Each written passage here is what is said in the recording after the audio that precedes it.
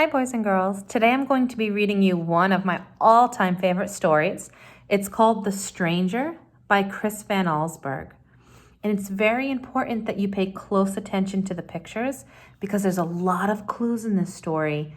And at the very end, I'm going to be asking you to think about who you think the stranger in this story is.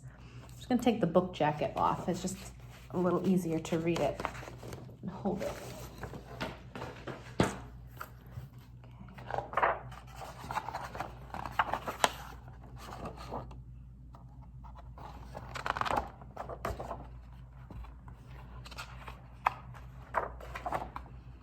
It was the time of year Farmer Bailey liked best, when summer turned to fall.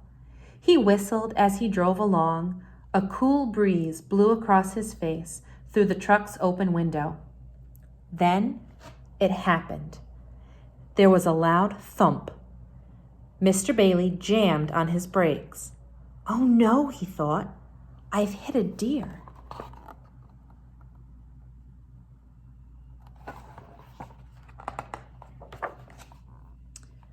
But it wasn't a deer the farmer found lying in the road. It was a man. Mr. Bailey knelt down beside the still figure, fearing the worst. Then suddenly the man opened his eyes. He looked up with terror and jumped to his feet. He tried to run off, lost his balance, and fell down. He got up again, but this time the farmer took his arm and helped him to the truck.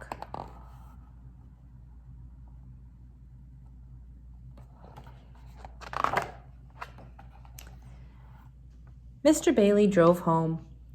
He helped the stranger inside, where Mrs. Bailey made him comfortable on the parlor sofa.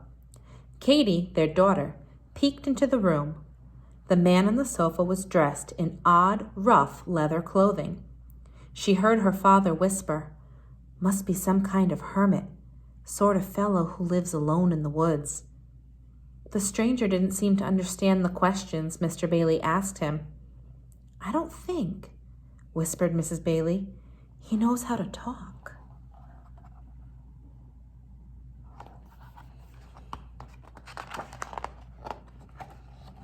Mr. Bailey called the doctor, who came and listened to the stranger's heart, felt his bones, looked in his eyes, and took his temperature. He decided the man had lost his memory. There was a bump on the back of his head. In a few days, the doctor said, he should remember who he is and where he's from. Mrs. Bailey stopped the doctor as he left the house. He'd forgotten his thermometer. "Oh, you can throw that out," he answered. "It's broken. The mercury is stuck at the bottom."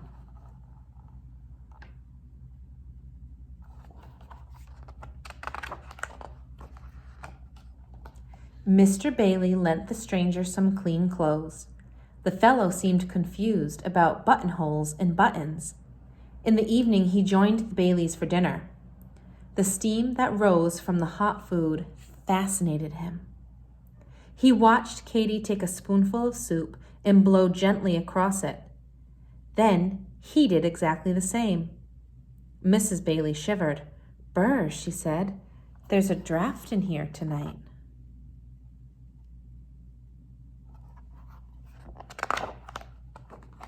The next morning, Katie watched the stranger from her bedroom window.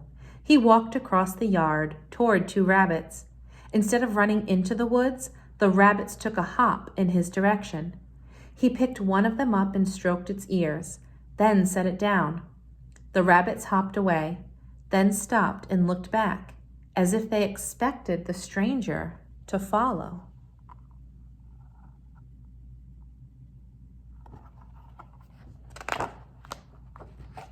When Katie's father went into the fields that day, the stranger shyly tagged along.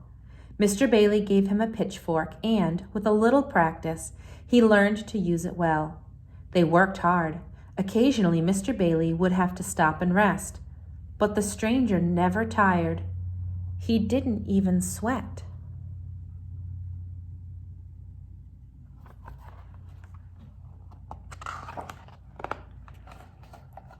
That evening, Katy sat with the stranger, watching the setting sun. High above them, a flock of geese, in perfect V formation, flew south on the trip that they made every fall. The stranger could not take his eyes off the birds. He stared at them like a man who'd been hypnotized.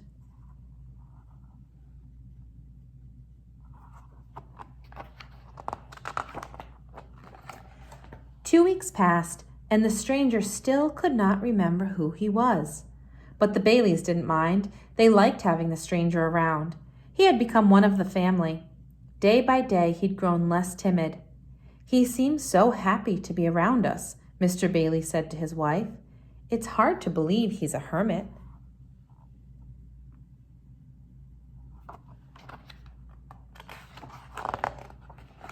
Another week passed. Farmer Bailey could not help noticing how peculiar the weather had been.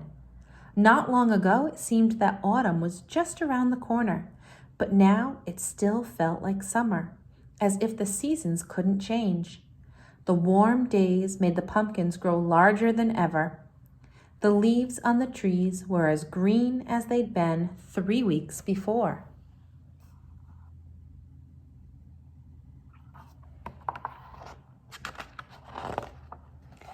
One day, the stranger climbed the highest hill on the Bailey farm. He looked to the north and saw a puzzling sight. The trees in the distance were bright red and orange, but the trees to the south, like those around the Baileys, were nothing but shades of green. They seemed so drab and ugly to the stranger. It would be much better, he thought, if all trees could be red and orange.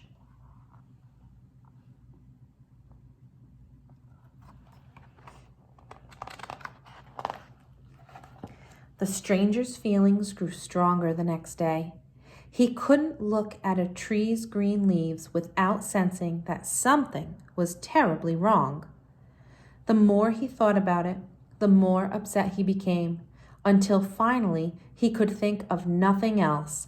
He ran to a tree and pulled off a leaf, then held it in a trembling hand and, without thinking, blew on it with all his might.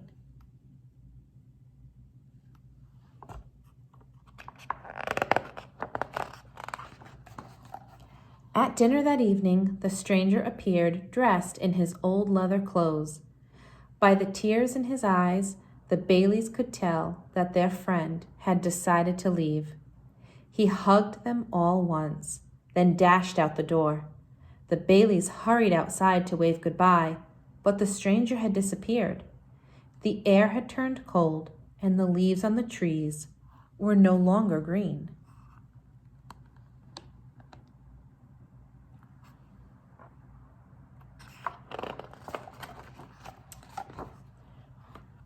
Every autumn since the stranger's visit, the same thing happens at the Bailey farm. The trees that surround it stay green for a week after the trees to the north have turned. Then, overnight, they change their color to the brightest of any tree around. And etched in frost on the farmhouse windows are words that say simply, "See you next fall."